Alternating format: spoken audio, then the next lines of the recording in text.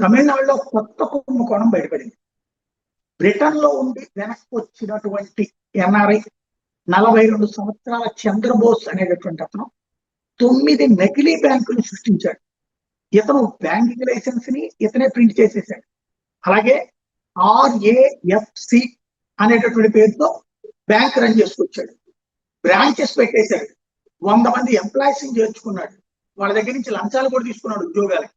అలాగే passbooks issue చేశాడు, check books issue చేశాడు, డిపాజిట్ స్లిప్స్ ఇష్యూ చేశాడు. అతన్ని నమ్మడం ప్రారంభించారు. డిపాజిట్లు స్టార్ట్ అయినాయి, ఫ్లో వచ్చేసింది. గోల్డ్ లోన్స్ ఇవ్వడం బిగిన్ చేశాడు, క్రెడిట్ కార్డ్స్ ఇవ్వడం బిగిన్ చేశాడు, లగ్జరీ లైఫ్ ఎంజాయ్ చేస్తున్నాడు. లాకప్ మన దీన్ని ఏమంటారు లాకర్లు కూడా సెట్ చేశాడు. పెద్ద ఎత్తున బ్యాంకింగ్ కార్యకలాపాలు నడిపేశాడు. ఈవెన్ మిగతా బ్యాంకులు కూడా కంటిన్యూ చేసింది. ఇతను ఇప్పుడు తాజాగా రిజర్వ్ బ్యాంకు ఈ చెక్కులని చెక్ చేస్తే కానీ అసలు విషయం బయటపడదు. అసలు లైసెన్స్ లేకుండానే దొంగ లైసెన్స్ తో బ్యాంకు పెట్టాడు అన్నట్టు విషయం. ఇప్పుడు దీన్ని ఎలా డీల్ చేయాలో అర్థం కాదు. తలపట్టుకుని ఆర్బీఐ వస్తుంది.